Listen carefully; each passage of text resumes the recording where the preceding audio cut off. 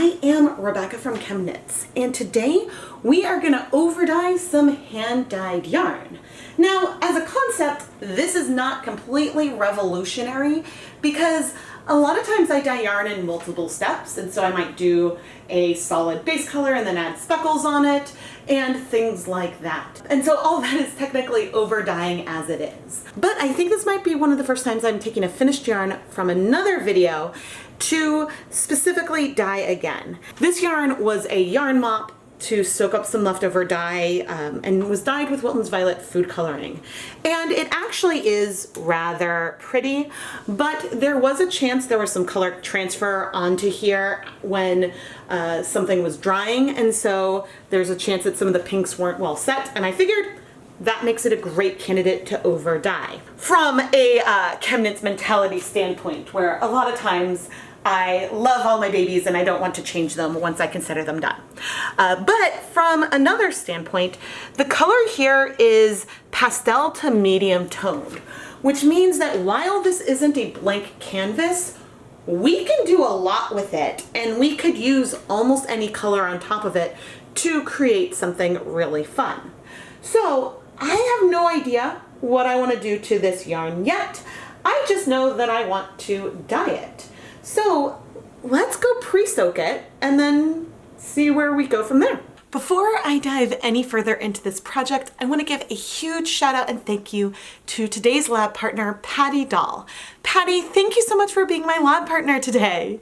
I am going to pre-soak this yarn.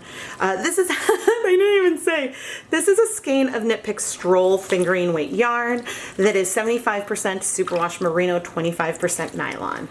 And as I mentioned, I dyed it once already, but even though we dyed with food coloring before, I'm gonna do commercial dyes. That's as far as I know.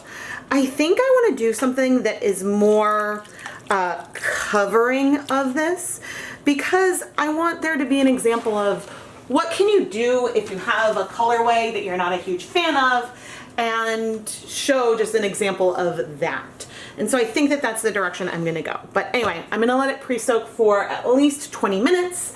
And then, well, I'm gonna see what colors I'm playing with today already, and that'll likely dictate what we do on this canvas. I have some Paradise Fibers acid dyes that I just mixed up in turquoise, blue, and I do have some of their green and soft yellow, but I think I might want to focus on the turquoise and the blue.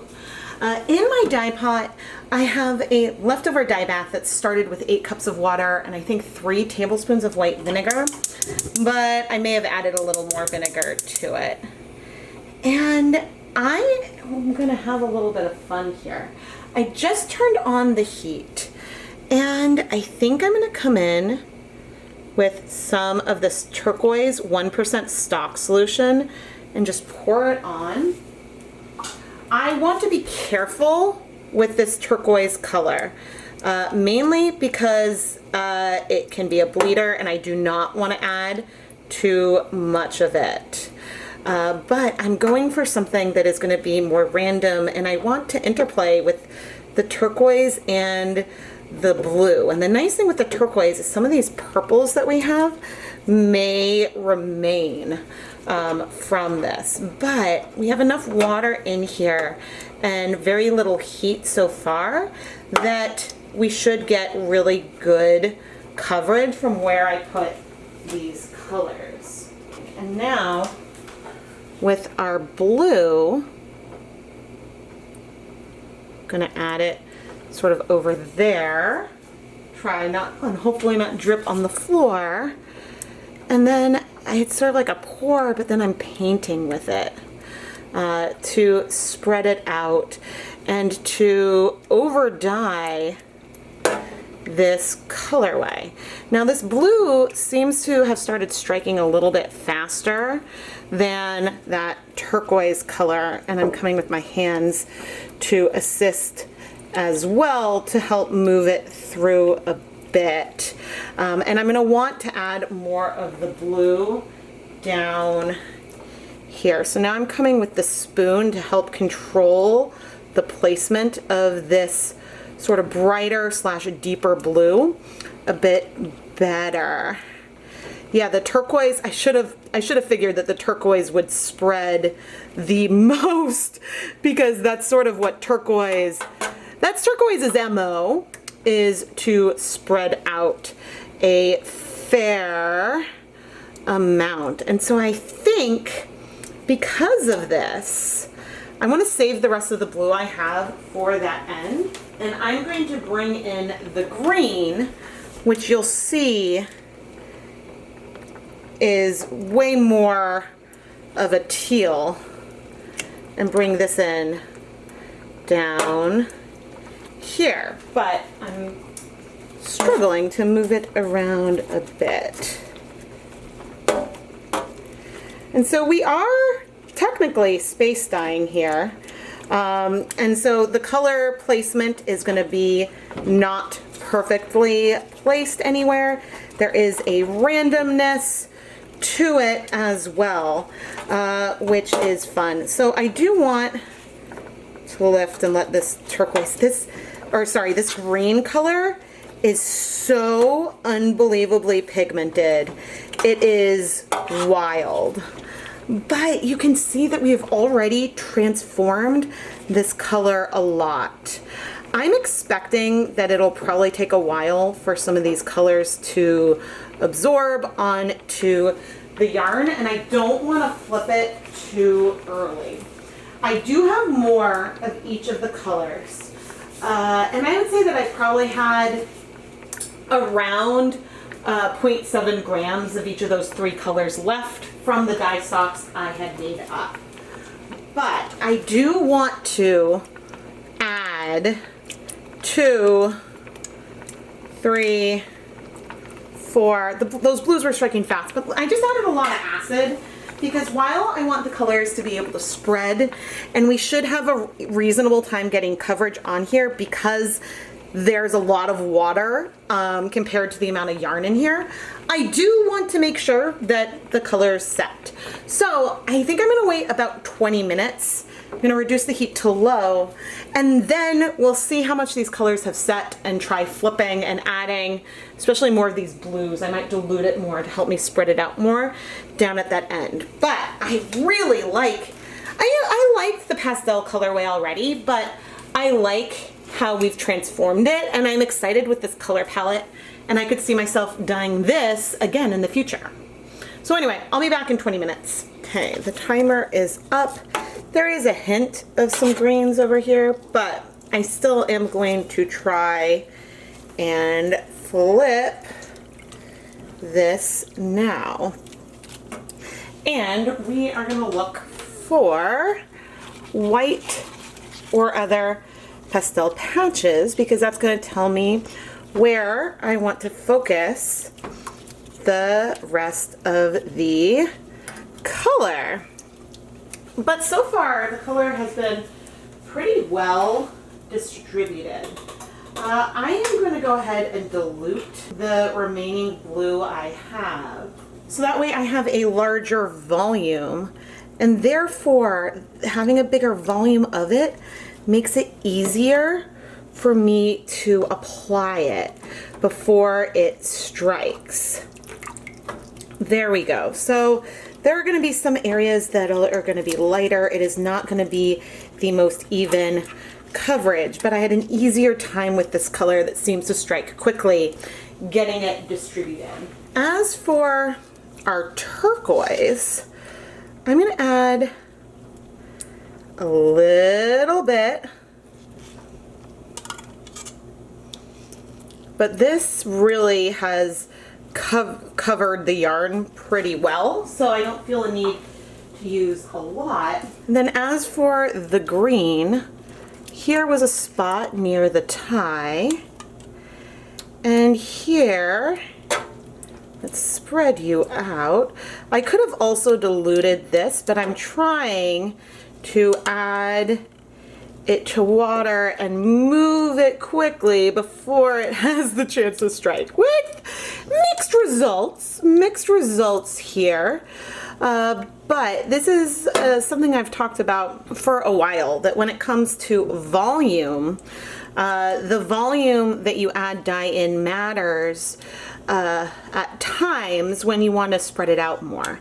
So it matters more for the technique, but either way, you know, I'm going to be adding the same amount of color here. But I think that this is pretty good. It's not like going to be an even repeating colorway. You know, we have some more like greens coming down here and stuff, but I think that it's pretty.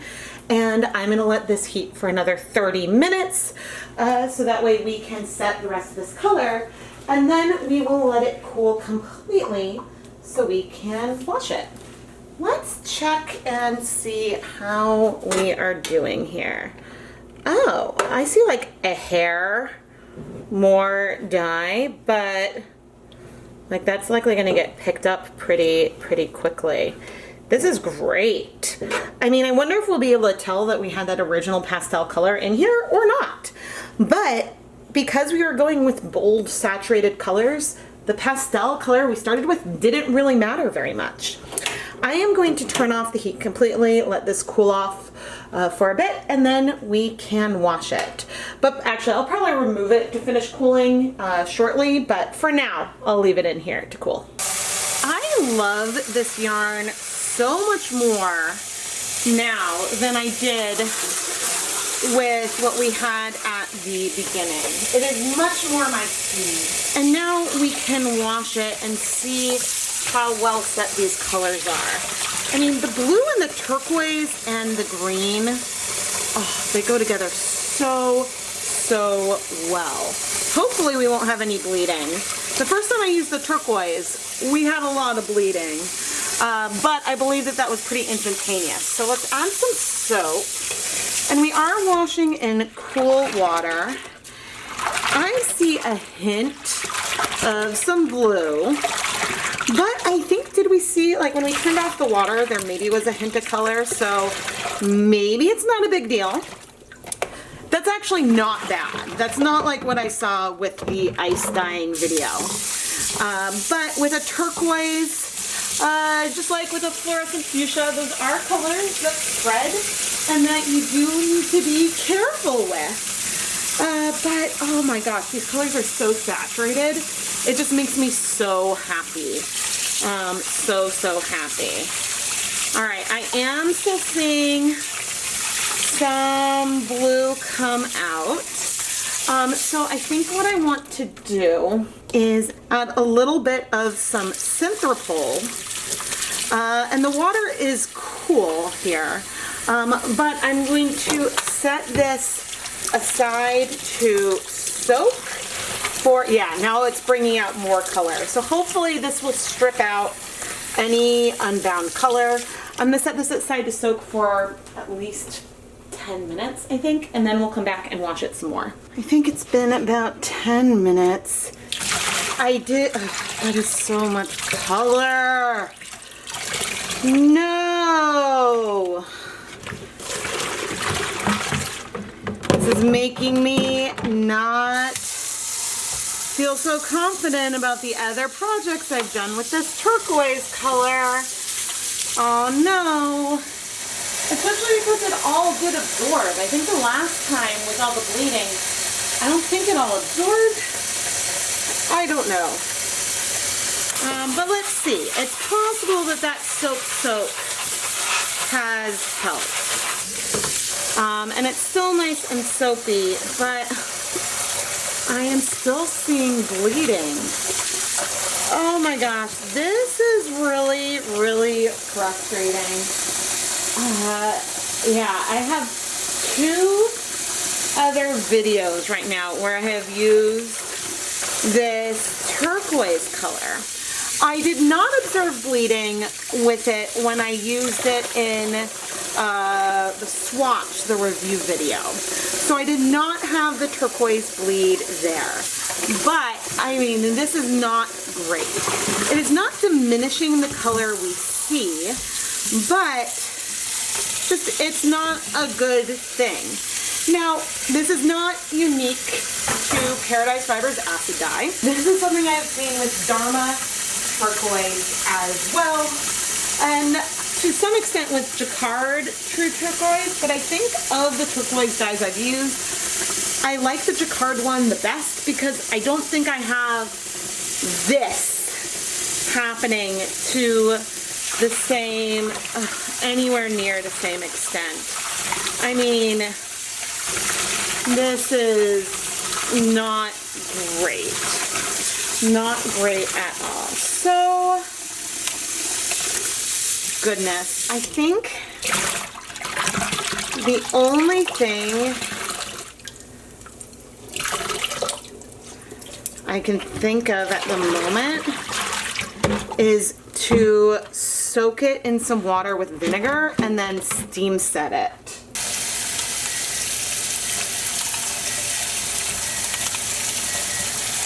So I just added 3 tablespoons of white vinegar, and I am curious to see what happens here because there's a chance that with the vinegar in here we're not going to see the bleeding, and that is the case, which is frustrating, which is just really, really frustrating. So,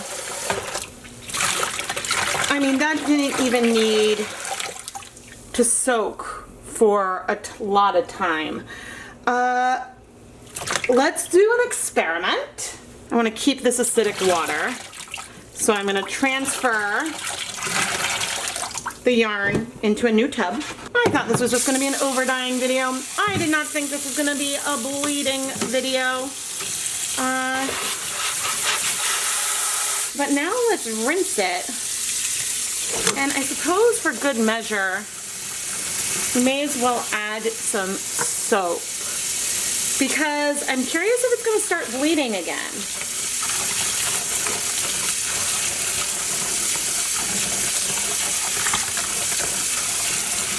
I mean, I see a little bit.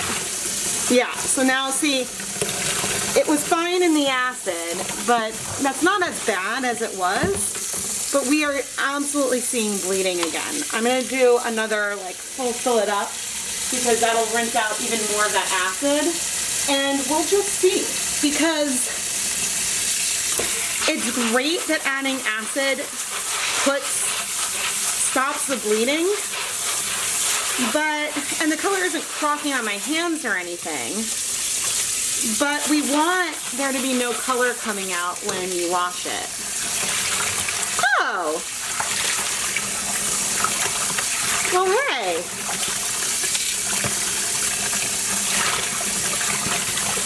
Actually, that's not bad. I'm gonna do one more. And again, we have now rinsed out all of that acid we've added. But so let's just do one more big rinse. And let's see. It's like our moment of truth. And I mean, it's not nothing. Let's squeeze it out. Okay, it's starting to get bad again.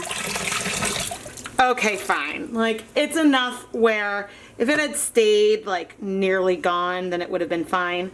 But I am going to soak this back in the acid water we had, which is now out of the stove. But then I'm going to go ahead and steam set it for at least 30 minutes. After steam setting, let's see. I am not expecting to see bleeding this second, and we don't. The concern is that with the addition of soap, we may. The soap and actually rinsing out the acid that is in the yarn. But it did sit and cool overnight while after the steam setting. And so far so good. So I'm crossing my fingers because, as I said, this is an overdying video, not a bleeding video. But as I mentioned, a light amount of bleeding is something that you can deal with. But having that much color come out again and again wasn't good. And alright, we seem to be good now. I see no hints of color here in the water. So I'm gonna put this yarn through my spin dryer and hang it up to dry. This project did not go as expected, and it has nothing to do with the overdyeing that we were doing. The colorway is beautiful, and while there is a repeating nature from the teal through the turquoise to the blue, the patches of color are different lengths, and so it's probably not going to work the best for plant pooling, although it may pool some. But it is certainly a huge transformation from what we started with, where we had a little bit of some pastel blue, purple, and pink from a food coloring dyed yarn. So there's no question that we transformed a previously dyed skein of hand-dyed yarn into something completely different. And a big reason why we were able to do such a huge transformation is that the original color was so pale to begin with. If that original color was a lot more pigmented, we still could have transformed it, but the original colors would have made a much bigger impact on what we're seeing here. And I'm sure if I look closely, I might be able to find some pink leaning patches in here. But mostly you feel this acid dyes, these vibrant colors. The loop this project threw us was from the bleeding we saw when we went to wash it. I wasn't expecting that much, but through some soaks with vinegar followed by an additional steam setting, we did seem to resolve that bleeding that otherwise I couldn't get to stop. And so I don't know why this was so bad, except that turquoise is a color across multiple brands that can cause bleeding and should therefore try, just like with purple pop, maybe you don't want to use it at the same strengths that you might use other colors. And so this is something to keep in mind going forward. Now, one video I could do, but I really don't want to, is to take the 3 turquoise colors from Paradise Fibers, Jacquard, and Dharma acid dyes, and dye them all at like a 1% depth of shade and then compare how they bleed. This probably would be a very useful video, but I don't want to do the washing. I don't want to try to make things bleed. But if this is something that you would really like to see, please let me know down in the comments below, because I do think there is some value to this thought, to those projects. I'm just shuddering a little bit about the washing. Patty doll, thank you so much for being my lab partner for this episode of Dyepot Weekly. I don't want you to be scared by the bleeding that we saw, because we were able to resolve it. By soaking in some acid and doing that additional steam set, we probably rinsed out whatever it was causing the issues and then just reset it. I think you should be good to go. I would just recommend that if you start to see anything come out, if you are blocking it, I would add some vinegar to the blocking soak, but that shouldn't be a problem. I am feeling very confident in it now. If you would like to learn more about how you can become a lab partner or a last-minute lab partner, go and check out the listings in the ChemKnits Creations Etsy shop. You will get hand-dyed yarn featured in a Dyepot Weekly video and shout-outs in the video, and it's a great way to help support the content here. Of course, the biggest way you can help support the content here on the ChemKnits Tutorials YouTube channel is by subscribing and turning on notifications. Engaging with these videos helps YouTube recommend the content to more people, which helps the channel a lot. Patty, thank you again for being my lab partner. I am Rebecca from ChemKnits. If you'd like other ways to help support the content here and me in general, I do have an Etsy shop where you can find a lot of yarn that has been featured in my videos, and I also have a Patreon. You can find links to these and my other social media handles down in the video description. Thank you so much for watching.